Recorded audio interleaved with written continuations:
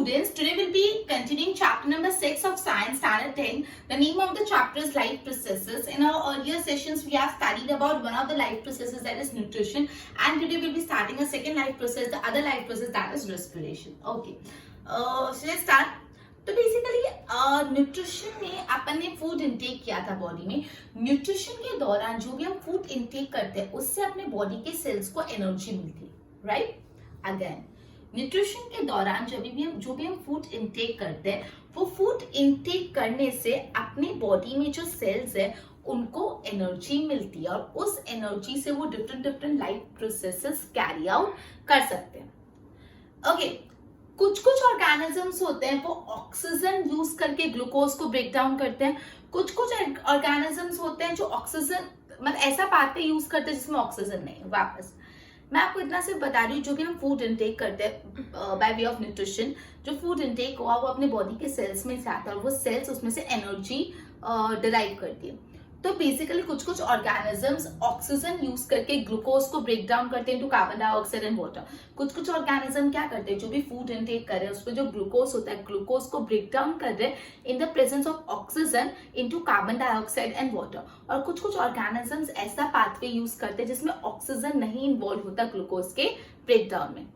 I think इतना clear हुआ. We have studied कि न्यूट्रिशन के वाया जो भी फूड इनटेक होता है वो बॉडी के सेल्स को एनर्जी प्रोवाइड करने के लिए यूज होता है. तो बेसिकली ये जो भी फूड ग्लूकोज के फॉर्म में इनटेक हुआ, कुछ ऑर्गेनिज्म ये ग्लूकोज को ब्रेक डाउन करते हैं to carbon dioxide and water in the presence of oxygen, मतलब उसमें ऑक्सीजन इन्वॉल्व होता है. और कुछ ऑर्गेनिजम्स ऐसे होते हैं जो कोई ऐसा पाथवे यूज करते हैं जिसमें ऑक्सीजन इन्वॉल्व नहीं होता ग्लूकोज को ब्रेक डाउन करने के लिए. बट इन एनी केस आप ग्लूकोज ऑक्सीजन के प्रेजेंस में ब्रेक डाउन करो या एब्सेंस में ब्रेक डाउन करो, फर्स्ट स्टेप तो कॉमन ही होता है, that is glucose break down हो जाता है into pyruvate. Okay, glucose break down हो जाता है इनटू प्यूरुवेट. प्यूरुवेट में ग्लूकोज ब्रेक डाउन हो जाता है. जो ग्लूकोज है वो 6 कार्बन मॉलिक्यूल है और जो प्यूरुवेट है वो 3 कार्बन मॉलिक्यूल है. मतलब बोला है आप ऑक्सीजन के प्रेजेंस में ग्लूकोज को ब्रेक डाउन कर रहे हो टू गिव कार्बन डाइऑक्साइड और वाटर, या ऑक्सीजन इन्वॉल्व नहीं कर रहे हो. दोनों में से कोई भी प्रोसेस फॉलो हो रहा है, step 1 is always the same. दोनों ऑर्गेनिज्म में स्टेप 1 ग्लूकोज पहले कन्वर्ट हो जाता है प्यूरुवेट में. जो ग्लूकोज है वो 12 कार्बन मॉलिक्यूल ग्लूकोज 6 कार्बन का मॉलिक्यूल है, वो प्यूरुवेट में कन्वर्ट होता है जो 3 कार्बन मॉलिक्यूल है. अब फर्स्ट प्रोसेस तो मैंने बोला सेम है. अब ये जो भी ब्रेक डाउन होता है ग्लूकोज का इनटू प्यूरुवेट वो कहाँ पे होता है, वो साइटोप्लाज्म में होता है. तो again this is important for 1 mark. ये जो ब्रेक डाउन होता है ग्लूकोज का इनटू प्यूरुवेट वो कहाँ पे होता है, वो होता है साइटोप्लाज्म में. क्लियर. अब स्टेप 1 तो सेम है, स्टेप 2 दोनों का अलग अलग है. पहले मैं एनारोबिक वाला पहले मैं विदाउट ऑक्सीजन वाला बताती हूँ और फिर मैं ऑक्सीजन वाला बताती हूँ. क्लियर. तो पहले विदाउट ऑक्सीजन देखते हैं. अब ये जो प्यूरुवेट है वो फर्दर कन्वर्ट होता है इथेनॉल में और कार्बन डाइऑक्साइड में. ये जो प्यूरुवेट है वो किस में कन्वर्ट होता है, इथेनॉल और कार्बन डाइऑक्साइड में. ये प्रोसेस जो यीस्ट में भी होता है ड्यूरिंग फर्मेंटेशन, जब यीस्ट का फर्मेंटेशन होता है तभी भी ये प्रोसेस होता है. इस प्रोसेस में एयर नहीं होती, this process does not involve है, ये in the absence of air होता है. इसलिए ये टाइप के रेस्पिरेशन को बोला जाता है एनएरोबिक रेस्पिरेशन, जिसमें एयर इन्वॉल्व नहीं है. अगेन मैंने आपको बोला स्टेप 1 तो कॉमन होता है, जो ग्लूकोज होता है जो 6 कार्बन मॉलिक्यूल है वो प्यूरुवेट में कन्वर्ट हो जाए तो 3 कार्बन मॉलिक्यूल है. वो दोनों केस में सेम है. अब अपन उसको 2 भाग में डिवाइड करते हैं. पहला है जिसमें ऑक्सीजन नहीं इन्वॉल्व होता है एंड अदर वन जिसमें ऑक्सीजन इन्वॉल्व होता है. तो पहला अपन पढ़ते हैं जिसमें ऑक्सीजन नहीं इन्वॉल्व होता है. तो बेसिकली जो प्यूरुवेट है वो फर्दर ब्रेक डाउन होता है into carbon dioxide and ethanol. ये कब होता है, फर्मेंटेशन के दौरान इन द यीस्ट. और ये पूरे process in the absence of air होता है, इसलिए इस टाइप के रेस्पिरेशन को बोला जाता है एनएरोबिक रेस्पिरेशन. अब अपन चाहते हैं वहां पे जहाँ पे ऑक्सीजन इन्वॉल्व होता है. तो बेसिकली अब प्यूरुवेट जो होता है वो मतलब अगर ऑक्सीजन इन्वॉल्व होता है तो वो ब्रेक डाउन होता है using oxygen into just a minute.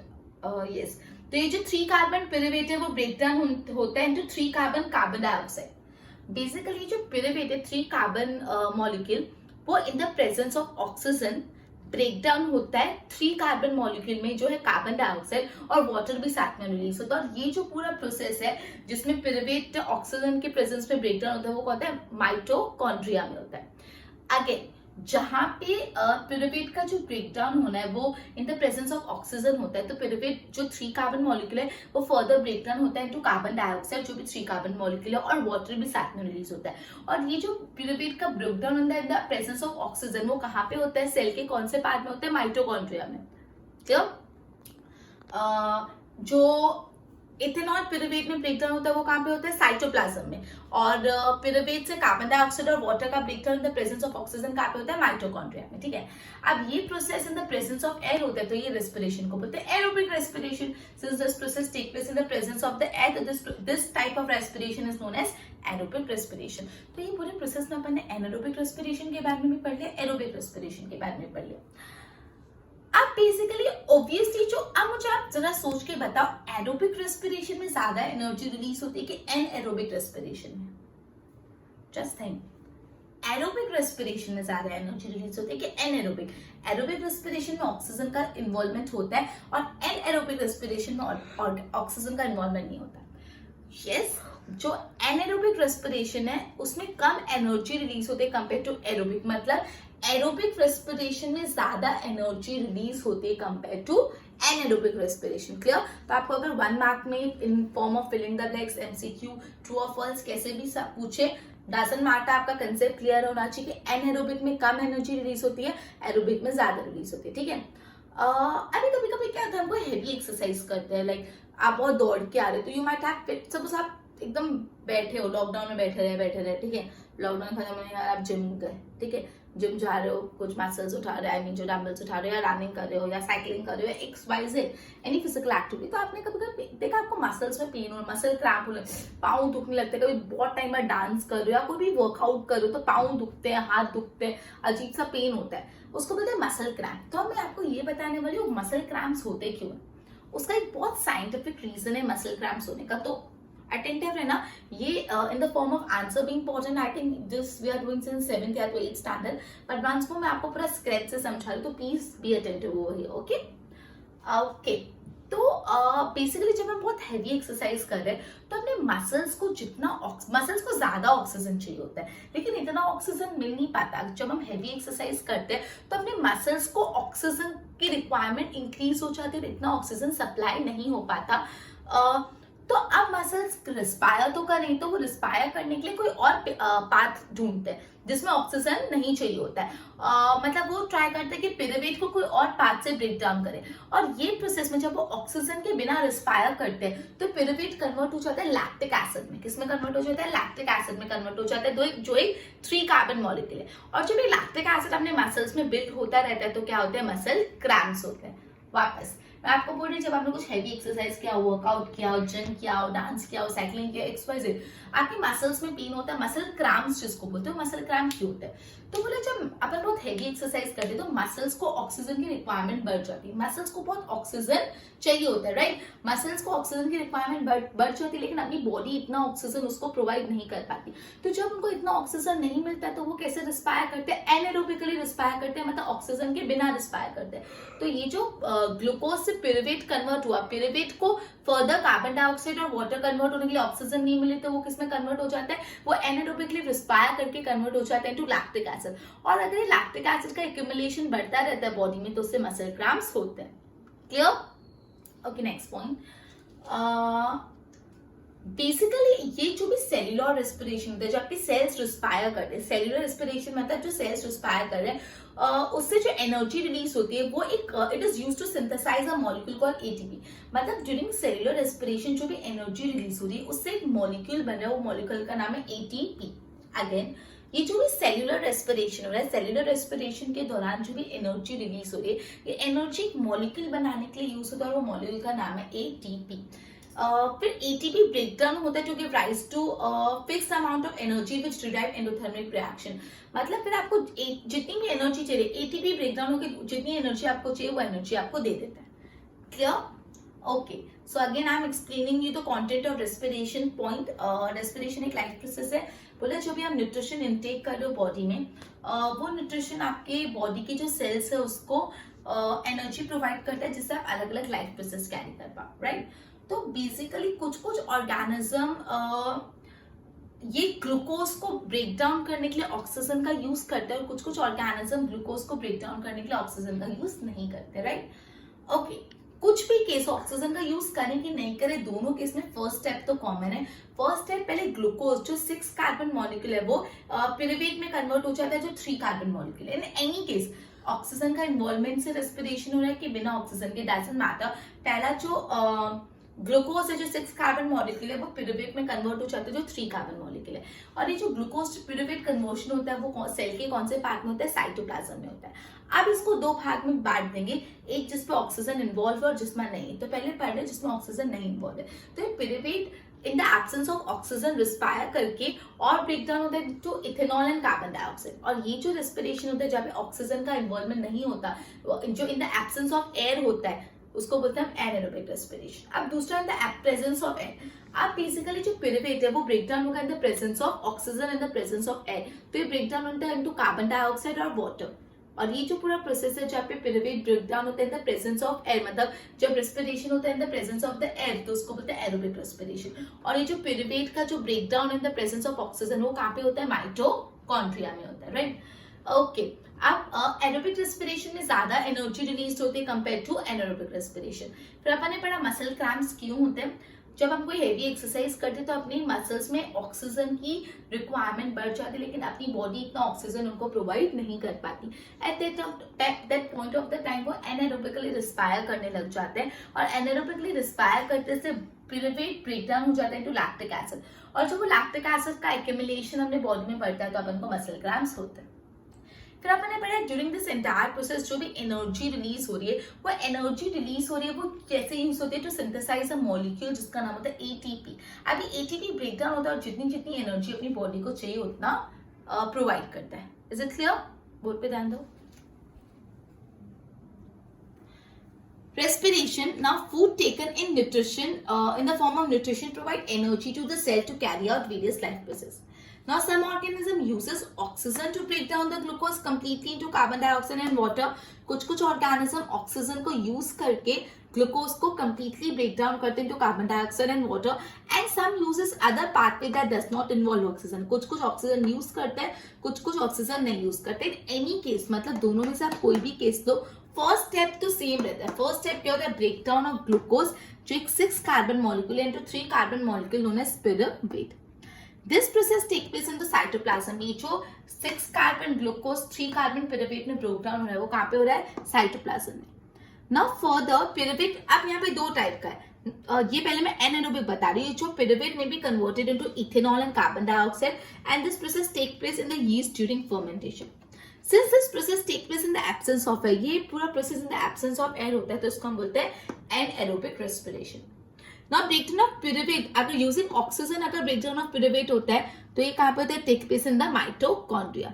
ये जो breakdown है 6 carbon pyruvate molecule into 3 carbon dioxide molecule, मतलब ये 3 carbon pyruvate molecule 3 carbon carbon dioxide molecule में ब्रेक डाउन होता है और जो दूसरा प्रोडक्ट होता है वो होता है water. Since this process take place in the presence of that, उसको हम aerobic respiration बोलते हैं। Now release of energy in aerobic respiration is more than anaerobic respiration. Important, aerobic respiration में ज्यादा एनर्जी रिलीज हो रही है। When there is a lack of oxygen in muscle, some other part, ये मैं muscle cramp का बता रही हूँ। When there is a lack of oxygen in muscle, some other pathway are used to break down the pyruvate taken and converted into lactic acid. ठीक है, कोई और pathway यूज होता है और वो लैक्टिक एसिड में कन्वर्ट हो जाता है। और लैक्टिक एसिड भी क्या? 3 कार्बन मॉलिक्यूल। अगर buildup of the lactic acid in muscles में जब लैक्टिक एसिड बिल्डअप होता है तो मसल क्रैम्प्स होते हैं। Now energy released during cellular respiration, it is used to synthesize a molecule called ATP. तो ये भी आपको पूछ सकते हैं जो सेलुलर रेस्पिरेशन में एनर्जी रिलीज होती है वो एक मॉलिक्यूल में सिंथेसाइज होता है जिसको बोलते हैं ATP. Now ATP breakdown होता है to give rise to a fixed amount of energy which is used for endothermic reaction. Okay, I hope इतना क्लियर हुआ। और भी रेस्पिरेशन के बारे में पढ़ते पहले इसकी नोट्स बनाओ।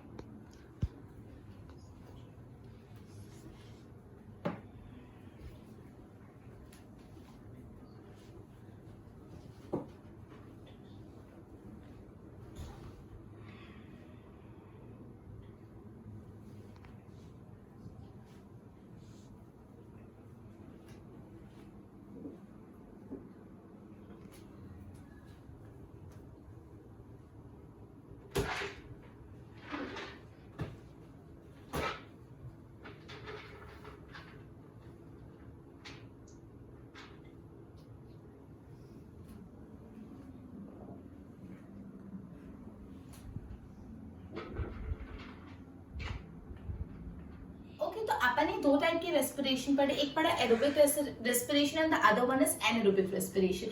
तो बेसिकली एरोबिक रेस्पिरेशन में जो ऑर्गेनिज्म एरोबिकली रिस्पायर करते हैं उनको ऑब्वियसली सफिशिएंट क्वांटिटी में ऑक्सीजन चाहिए होगा। जो भी ऑर्गेनिज्म एरोबिक रेस्पिरेशन करते हैं मतलब जिसमें रेस्पिरेशन ऑक्सीजन के प्रेजेंट में होता है तो उनको सफिशिएंट क्वांटिटी में क्या चाहिए होगा, सफिशिएंट क्वांटिटी में ऑक्सीजन का इंटेक चाहिए होगा। तो सबसे पहले अपन प्लांट की बात करेंगे, फिर ह्यूमन बीइंग की बात करते हैं। पहले प्लांट की बात करते हैं। प्लांट में गैसेस एक्सचेंज कैसे होता है? We all know that plant में जो गैसेस एक्सचेंज होती है वो थ्रू स्टोमेटा होता है, ठीक है। तो जो भी प्लांट्स होते हैं उसमें जो गैसेस एक्सचेंज होती है वो होते हैं थ्रू स्टोमेटा, ठीक है। तो बेसिकली कार्बन डाइऑक्साइड और ऑक्सीजन का डिफ्यूजन चलता रहता है, बाय डिफ्यूजन वो एक्सचेंज होते रहते हैं। अब किस डायरेक्शन में डिफ्यूजन होगा, कार्बन डाइऑक्साइड जा रहा है कि ऑक्सीजन आ रहा है, वो डिपेंड करता है एनवायरमेंटल कंडीशन में और प्लांट के रिक्वायरमेंट पे। मतलब कौन से डायरेक्शन में डिफ्यूजन हो रहा है वो डिपेंड करता है एनवायरमेंटल कंडीशन पे और प्लांट्स के रिक्वायरमेंट पे। मतलब जैसे रात को फोटोसिंथेसिस नहीं होता ना, तो रात को प्लांट्स को कार्बन डाइऑक्साइड नहीं चाहिए होता, तो वो कार्बन डाइऑक्साइड रिलीज करते हैं। फिर दोपहर को सनलाइट के टाइम वो फोटोसिंथेसिस करते हैं तो वो वाला कार्बन डाइऑक्साइड यूज करके ऑक्सीजन को रिलीज करते हैं। मतलब रात को वो नहीं होता फोटोसिंथेसिस, मतलब रात को वो रेस्पिरेशन करते हैं, वो रिस्पायर करते हैं और रेस्पिरेशन के दौरान वो ऑक्सीजन यूज करते हैं और कार्बन डाइऑक्साइड रिलीज करते हैं। और दोपहर को इसका एकदम उल्टा होता है, वो फोटोसिंथेसिस करते हैं तो वो कार्बन डाइऑक्साइड यूज करते हैं और ऑक्सीजन रिलीज करते हैं, उल्टा होता है। वापस समझा रही हूँ, अपन ये पढ़ रहे हैं कि एरोबिक रेस्पिरेशन में ऑर्गेनिज्म को ऑक्सीजन चाहिए for the purpose of respiration, sufficient amount of intake of oxygen होना चाहिए, राइट। तो बेसिकली सबसे पहले हम प्लांट्स की बात करें। जो प्लांट्स होते हैं ना उसमें गैसेस का जो एक्सचेंज होता है वो थ्रू स्टोमेटा होता है। मतलब जो कार्बन डाइऑक्साइड और ऑक्सीजन एक्सचेंज होती है प्लांट्स में by the simple process of diffusion होता है। अब डिफ्यूजन का डायरेक्शन क्या होगा, मतलब कब ऑक्सीजन जा रहा है, रिलीज हो रहा है, कब कार्बन डाइऑक्साइड रिलीज हो रहा है, वाइस वर्सा, वो डिपेंड करता है एनवायरमेंटल कंडीशन पे and the requirement of plant पे। रात को फोटोसिंथेसिस नहीं होता, रात को प्लांट रेस्पिरेशन करते, इसलिए एट दैट टाइम वो कार्बन डाइऑक्साइड रिलीज करते और ऑक्सीजन को इनटेक करते हैं।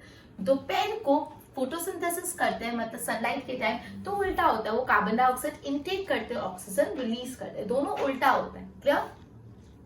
ओके, अब ये प्लांट के बारे में हो गया। अब दूसरे एनिमल्स के बारे में पढ़े। Animals with different organ take in oxygen and rid of carbon dioxide।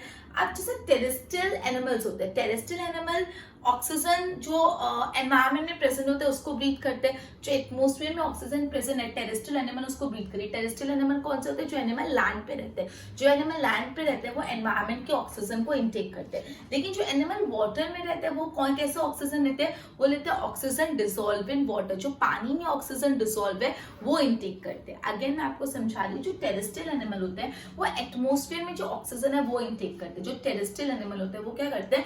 जो एटमॉस्फेयर में ऑक्सीजन है उसको इनटेक करते हैं। और जो टेरेस्ट्रियल मतलब जो लैंड पे रहते हैं, और जो एक्वेटिक एनिमल होते हैं जो सी में रहते हैं, जो पानी में रहते हैं, वो कैसे ऑक्सीजन लेते हैं? They take oxygen dissolve in water, वो पानी में घुली हुई डिसॉल्व हुई ऑक्सीजन यूज करते हैं। अब ऑब्वियसली जो डिसॉल्व ऑक्सीजन होगा वो लो है compare to amount of oxygen in the air. Air में ऑक्सीजन और जो पानी में डिसॉल्व ऑक्सीजन है उसमें से ज्यादा कौन सा होगा? ऑब्वियसली एयर में। तो जो भी ऑक्सीजन डिसॉल्व इन वाटर वो फेयरली लो है compare to oxygen in air. जो पानी में ऑक्सीजन है वो बहुत कम है कंपेयर टू एयर। इसलिए जो ब्रीथिंग रेट होता है, जो रेस्पिरेशन का रेट होता है, जो ब्रीथिंग का रेट होता है, एक्वेटिक एनिमल में ज्यादा फास्टर होता है कंपेयर टू टेरेस्ट्रियल एनिमल। तो अगेन दिस इज इंपॉर्टेंट, आपको पहले ये 1 मार्क के लिए पूछ सकते हैं, ये ट्रू और फॉल्स में पूछ सकते हैं कि the breathing rate of aquatic animal is faster than terrestrial animal. तो ट्रू और false? True, aquatic animal faster breathe करते हैं कंपेयर टू टेरेस्ट्रियल एनिमल। और अगर आपको 2 मार्क के लिए इसका रीजन पूछे, गिव रीजन, तो आपको लिखना है कि जो भी ऑक्सीजन डिसॉल्व इन वाटर है वो फेयरली लो है compare to the oxygen in the air. मतलब जो पानी में ऑक्सीजन है वो कम है compare to oxygen in the air. इससे जो एक्वेटिक एनिमल है वो फास्टर ब्रीथ करते हैं। क्लियर इतना बात? ओके, अब फिशेस क्या करती है? Fishes basically take in water through the mouth fishes अपने मुंह में पानी ले लेते हैं और वो पानी को गिल्स में पास करते हैं। गिल्स में क्या होता है, जो भी ऑक्सीजन वाटर में होती है वो ले लेते हैं और थ्रू और ब्लड उसको ले लेता है वापस। मतलब जो फिशेस कैसे रेस्पिरेशन करते हैं, तो फिशेस अपने माउथ में वाटर इनटेक करते हैं, वो माउथ में जो वाटर है उसको पुश बैक करती है गिल्स में। अब गिल्स में क्या होता है, ब्लड जो होता है वो वाटर में जो भी ऑक्सीजन है उसको अब्सॉर्ब कर लेता है और different parts of the body में लेके जाता है। क्लियर? अब टेरेस्ट्रियल ऑर्गेनिज्म ऑक्सीजन यूज करते हैं, अलग अलग तरीके से अलग अलग ऑर्गन्स होते हैं ऑक्सीजन एब्सॉर्ब करने के लिए। क्लियर?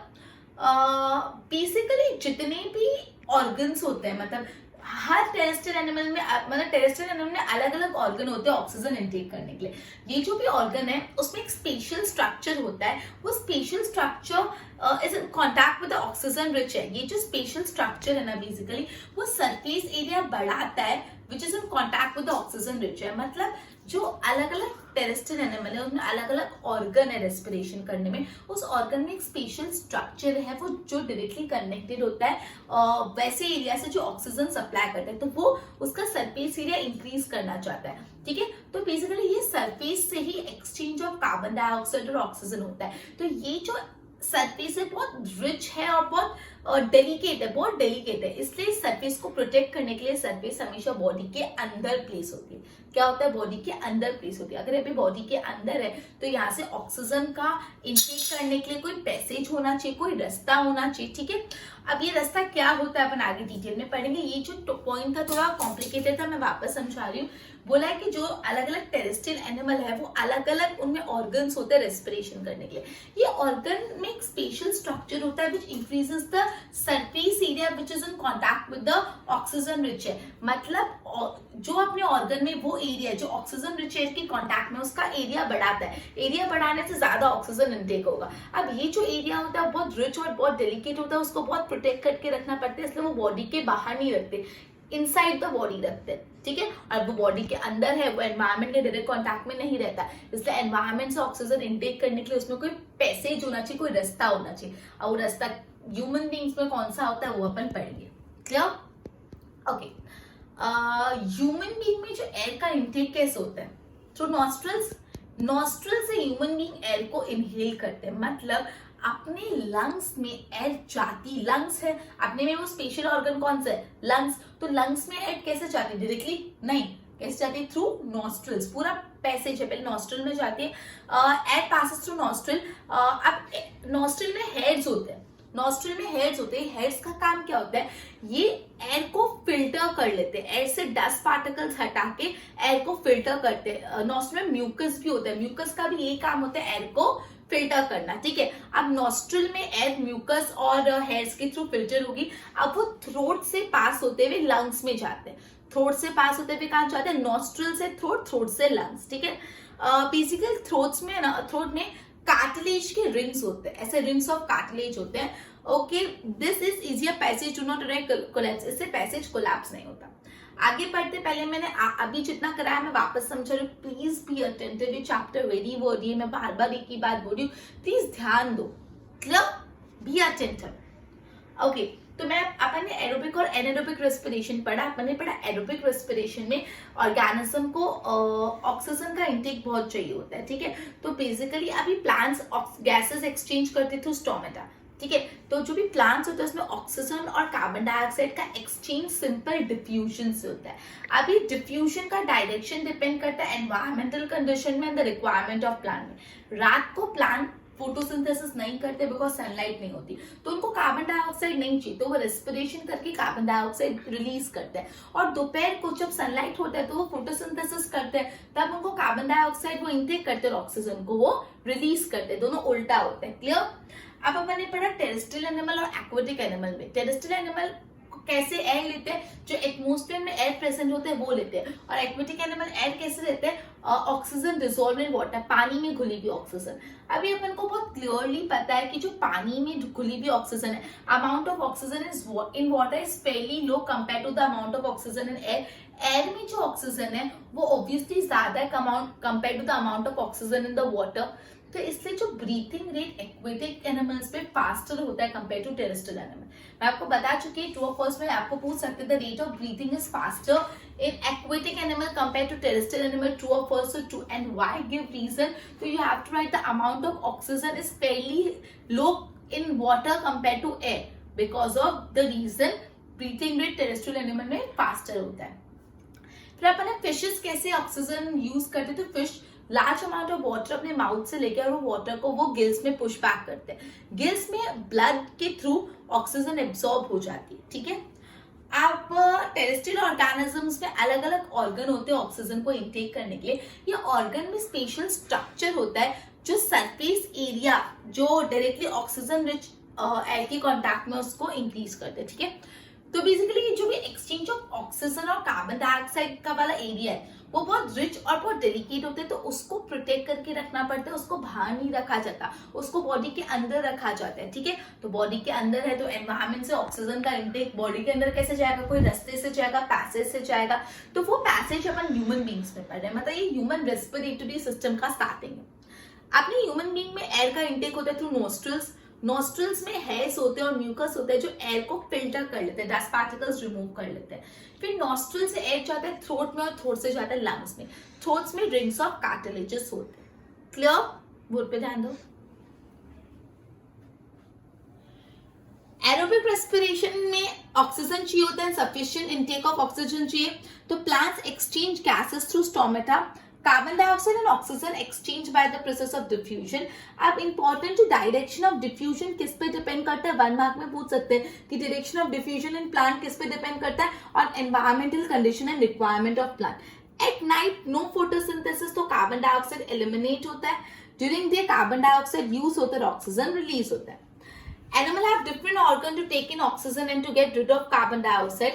जो terrestrial animal होते हैं, they breathe oxygen in atmosphere. Animal that live in the water, they uses the oxygen dissolve in water. Okay, जो terrestrial animal है वो atmosphere की oxygen use करते हैं, और जो aquatic animal है वो oxygen dissolve in water use करते हैं। Obviously, the amount of oxygen dissolved in water is fairly low compared to amount of oxygen in air. ये but obvious है जो oxygen dissolved in water है वो कम है compared to oxygen in air, because of which the rate of breathing in aquatic animal is more than terrestrial animal, faster होता है, ठीक है।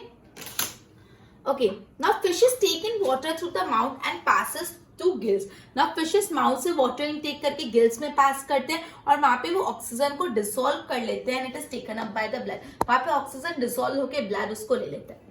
Terrestrial organism uses oxygen in atmosphere by different organs. Now all these organs have a special structure that increases the surface area in contact with the oxygen rich air.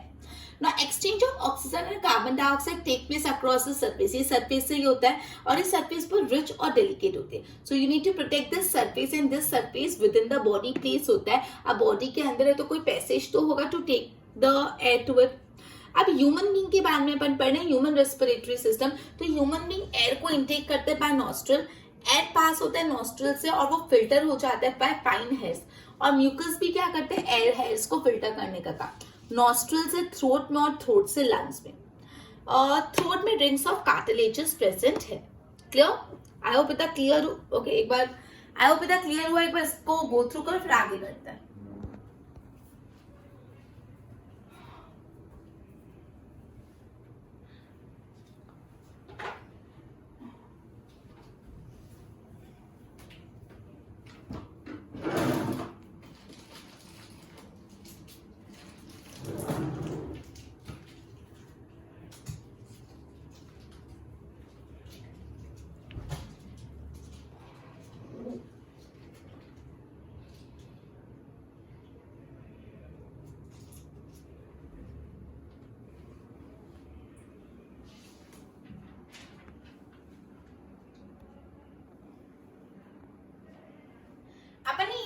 Nostril के through air हम intake करते हैं, nostril के through air intake हुआ, फिर वो throat में जाके थ्रोट से लंग्स में जाता है। अब लंग्स में ये जो पूरा पैसेज है वो स्मॉल स्मॉल ट्यूब्स में डिवाइड हो जाता है। अभी तक लंग्स तक पहुंचने तक एक सिंगल पैसेज था, सिंगल पैसेज नॉस्ट्रल, नॉस्ट्रल से थ्रोट से लंग्स। अब लंग्स में जैसे पैसेज पहुंचा तभी पैसेज अलग अलग छोटे छोटे ट्यूब्स में डिवाइड हो जाता है, ठीक है। एंड फाइनली वो जब एक ट्यूब में डिवाइड होते होते एक लास्ट में टर्मिनेट होता है, खत्म होता है एक बैग जैसे स्ट्रक्चर में जिसको बोलते हैं एल्वोइल, एल्वोइल, ठीक है। तो ये बैग जैसे स्ट्रक्चर में टर्मिनेट होता है जिसको बोलते हैं एल्वोइल। वापस मैं समझा रही हूँ, नॉस्ट्रल से थ्रोट से लंग्स तक का जो पैसेज होता है वो एक सिंगल होता है, फिर वो छोटे छोटे स्ट्रक्चर में डिवाइड होता है, फाइनली वो टर्मिनेट होता है एक बैग जैसे स्ट्रक्चर में जो है एल्वोइल, ठीक है। अब alveoli provide surface area for the exchange of gases take place. अब एल्वोइल में बेसिकली सरफेस एरिया होता है जहाँ पे गैसेस एक्सचेंज होता है। जो एल्वोइल होता है वहां पे सरफेस एरिया होता है जहाँ पे एक्चुअली गैसेस का एक्सचेंज होता है, ठीक है। अभी जो एल्वोइल की वॉल है वहां पे बहुत ज्यादा एक्सटेंसिव अमाउंट में ब्लड वेसल्स प्रेजेंट होते हैं। क्या प्रेजेंस होते हैं? ब्लड वेसल्स प्रेजेंट होते हैं।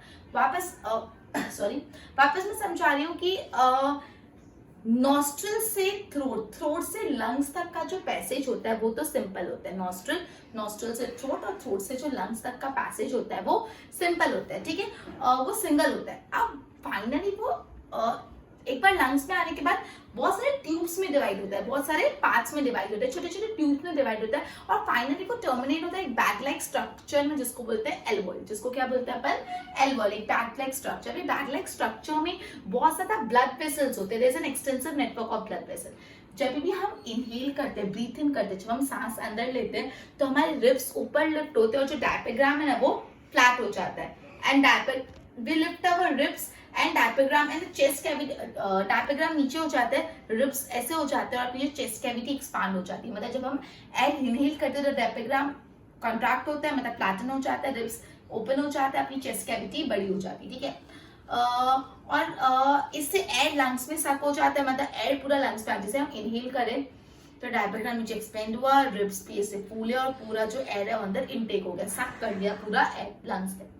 अब एयर आ गया लंग्स में। अब क्या हो रहा है? बेसिकली अपनी बॉडी में as a waste product carbon dioxide release होता है। तो जो ब्लड अपने बॉडी में फ्लो हो रहा है ना वो अलग अलग जगह से कार्बन डाइऑक्साइड लेके आके एल्वोइल में डाल देता है। क्लियर? अब एल्वोइल में एक बार उसने कार्बन डाइऑक्साइड डाल दिया, अब एल्वोइल में ब्लड ऑक्सीजन भी प्रेजेंट है, इनटेक तो ब्रीथ इन करे तो ऑक्सीजन आया। अभी ऑक्सीजन एल्वोइल से लेके blood, oxygen and alveoli air is taken by the blood और फिर ये एल्वोलर ब्लड वेसल उसको डिफरेंट डिफरेंट पार्ट में ऑक्सीजन दे देता है।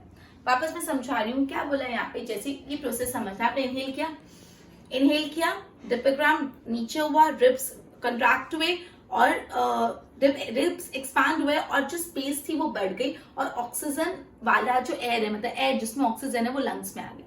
लंग्स में एल्वोइल में अब ऑक्सीजन वाला एयर प्रेजेंट है। अब इतने में क्या हो रहा है? जो different parts of the body में as a waste product carbon dioxide release हो रहा है। ये जो carbon dioxide as a waste product ये जो carbon dioxide as a waste product release हो रहा है, इसको ब्लड लेके आ रहा है खुद के साथ और एल्वोइल में डिपॉजिट कर दे रहा है।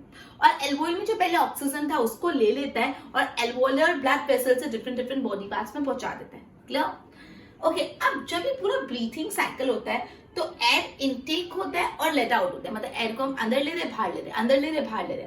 Lungs always contain a residual volume of air. Lungs में हमेशा थोड़ा बहुत एयर होता ही है। रेसिडुअल मतलब थोड़ा बहुत, रेसिडुअल थोड़ी बहुत एयर होती है। तो एक सफिशिएंट टाइम मिल जाए ऑक्सीजन एब्सॉर्ब करने में और कार्बन डाइऑक्साइड रिलीज करने में। अगर बिल्कुल भी एयर लंग्स में बचेगी नहीं तो ऑक्सीजन एब्सॉर्ब और कार्बन डाइऑक्साइड रिलीज में अगर थोड़ा भी इधर उधर हो गया तो ऑक्सीजन की कमी के कारण इंसान तो फिर गया। समझ आया? तो इसलिए हमेशा कुछ रेसिडुअल अमाउंट ऑफ जो एयर होती है वो residual amount of air present होती है, ठीक है। अब जैसे एनिमल की बॉडी साइज बढ़ती है तो डिफ्यूजन प्रेशर से अकेले काम नहीं चलता। तो बेसिकली एक पिगमेंट होता है जो ऑक्सीजन को ट्रांसपोर्ट करने में मदद करता है। एयर से जो ऑक्सीजन को ट्रांसपोर्ट करने में लंग्स से डिफरेंट टिश्यूज में मदद करता है। ह्यूमन बीइंग में ये जो पिगमेंट है जो ऑक्सीजन के साथ मिलके different different parts of the body में जाता है, लंग्स में जाता है, वो हीमोग्लोबिन। क्या है? हीमोग्लोबिन। हीमोग्लोबिन बहुत अच्छे से ऑक्सीजन के साथ एफिनेट कर जाता है, मिक्स हो जाता है। हीमोग्लोबिन कहाँ पे होता है? हीमोग्लोबिन रेड ब्लड सेल में होता है। किधर होता है? आरबीसी रेड ब्लड सेल में, ठीक है। अब ये जो कार्बन डाइऑक्साइड गैस है वो ज्यादा soluble in water as compare to oxygen, मतलब कार्बन डाइऑक्साइड गैस इजीली पानी में घुल जाती है as compare to oxygen, right. तो बेसिकली कार्बन डाइऑक्साइड सेल तो in the form of dissolve form blood में डिसॉल्व होकर अलग अलग जगह ट्रांसपोर्ट करती है। क्लियर? तो ये अपना रेस्पिरेशन कंप्लीट वापस समझो। ध्यान देना कि नॉस्ट्रल से थ्रोट, थ्रोट से लंग्स तक तो स्ट्रेट लंग्स पैसेज था। अब बेसिकली लंग्स है वो डिफरेंट स्मॉल ट्यूब्स में डिवाइड होता है, फाइनली वो बैग लाइक स्ट्रक्चर में एंड होता है जिसको बोलते हैं एल्वोइल। और ये जो एल्वोइल है उसके अंदर बहुत ज्यादा ब्लड वेसल्स होते हैं। जैसे आप ब्रीथ इन करते हो तो डायफ्राम फ्लैट हो जाता है, रिब्स एक्सपैंड हो जाते हैं और लंग्स में जो पर्टिकुलर एल्वोइल होता है वहां पे ऑक्सीजन चलेगा। अब जो कार्बन डाइऑक्साइड है डिफरेंट पार्ट से ब्लड लेके आके एल्वोइल में डिपॉजिट कर देते हैं और वहां से ऑक्सीजन लेके डिफरेंट पार्ट्स में पहुंचा देते हैं। ठीक है, अब बेसिकली ये जो एयर का इनटेक होता है और एयर के आउटटेक में हमेशा कुछ residual amount of air lungs में होता है जिससे टाइम मिल पाए ऑक्सीजन इनहेल और कार्बन डाइऑक्साइड एक्सहेल करने में। ठीक है, बेसिकली जो ह्यूमन बीइंग होता है उसमें एक पिगमेंट होता है जो ऑक्सीजन के साथ अटैच होके एयर को लंग्स और डिफरेंट बॉडी पार्ट्स में ट्रांसपोर्ट करने का काम करता है। वो पिगमेंट का नाम है haemoglobin. Haemoglobin red blood cell में प्रेजेंट होता है। जो कार्बन डाइऑक्साइड गैस है वो बहुत ज्यादा सोल्यूबल इन वाटर, इसलिए वो हमेशा ब्लड के साथ डिसॉल्व फॉर्म में बॉडी में ट्रांसपोर्ट करती है। क्लियर, बोल पे ध्यान दो। ओके, तो with in lungs the passage divide into small and smaller tubes which finally terminate, खत्म का होता है बलून लाइक स्ट्रक्चर में जो एल्वोली है। एल्वोल पर सरफेस एरिया में exchange of gases take place. Now walls of alveoli extensive network, जो एल्वोल की वॉल्स है बहुत एक्सटेंसिव नेटवर्क है ब्लड वेसल का। जैसे हम ब्रीथ इन करते हैं तो हम अपने रिब्स को लिफ्ट करते हैं और डायफ्राम फ्लैट होता है और चेस्ट कैविटी एकदम लार्जर हो जाती है। एयर सक होता है लंग्स में। Now blood जो है bring carbon dioxide from rest of the body to release into alveoli. Different body parts से carbon dioxide alveoli में आता है। Oxygen and alveolar air is taken up by the blood. अब जो oxygen है वो एल्वुलर एयर से लिया जाता है, एल्वुलर ब्लड वेसल से डिफरेंट पार्ट में ट्रांसपोर्ट होता है। During this entire process of breathing air intake होता है और लेट आउट होता है। तो लंग्स में हमेशा कुछ रेसिडुअल वॉल्यूम ऑफ एयर रहता है, जो sufficient time of oxygen, sufficient time मिले ऑक्सीजन को एब्जॉर्ब करने के लिए और कार्बन डाइऑक्साइड को रिलीज करने के लिए। When the body size of animal is large, diffusion alone cannot take place. Diffusion से काम नहीं होता, तो एक रेस्पिरेटरी पिगमेंट चाहिए होता है अलग अलग पार्ट्स में पहुंचाने के लिए। ह्यूमन बीइंग में वो रेस्पिरेटरी सिस्टम हीमोग्लोबिन है। वो हीमोग्लोबिन की बहुत हाई एफिनिटी है विद ऑक्सीजन। ये हीमोग्लोबिन कहाँ पे प्रेजेंट होता है? रेड ब्लड सेल में प्रेजेंट होता है। ठीक है, अभी जो carbon dioxide it is more soluble in water than compare to oxygen, इसलिए वो फ्लो होती है in the dissolve form in the blood. Clear? Okay, I hope इतना क्लियर हुआ। आपने बेसिकली आज पूरा लाइफ प्रोसेस जो प्रोसेस है ऑफ रेस्पिरेशन को पूरा कंप्लीट कर दिया। प्लीज इसको अच्छे से बार बार वीडियो को सुनने का to get a clear understanding of the content. एक बार इसके नोट्स बना लो। Good bye.